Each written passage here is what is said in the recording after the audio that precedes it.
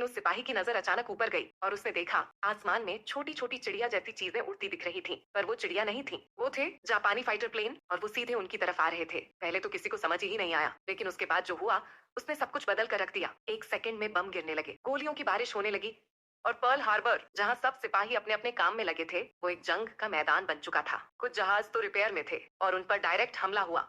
सब कुछ आग में बदल गया। ऑफिसर ने तुरंत चिल्लाकर कहा, घायलों को नीचे ले जाओ और जो बचे हैं फाइट बैक करो, अब पीछे हटने का टाइम नहीं है। लेकिन तब तक एक बड़ा जापानी प्लेन उनके जहाज पर सीधा एक भयानक बम गिरा देता है।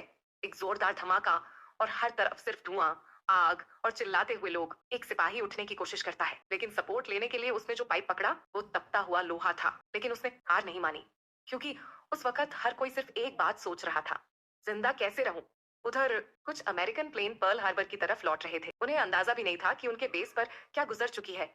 और तभी जापानी प्लेनों ने उन्हें भी घेर लिया और हवा में शुरू हो गई एक खौफनाक डॉग फाइट। गोलियां चली, प्लेन गिरे और एक अमेरिकी फाइटर आग पकड़कर सीधे समुद्र में क्रैश कर गया। इस बीच पर्ल हार्बर का हाल ये था, सारे शिप्स तबाह, जमीन पर सिर्फ जली हुई बॉडीज और टूटी हुई आस। जापानी एयरफोर्स ने अमेरिका के कुछ और शहरों पर भी छोटी मोटी बॉम्बिंग की और फिर वो लोग हवा में ऐसे गायब हो गए जैसे किसी ने उन्हें मिटा दिया हो। लेकिन तब तक यूएस एयरक्राफ्ट कैरियर को खबर मिल चुकी थी। उन्होंने तुरंत अपने फाइटर जेट्स भेजे, लेकिन जब तक वो पहुंचे जापानी लोग पहले ही उड़ चुके थे, सिर्फ यादें छोड़ गए थे और एक जंग की शुरुआत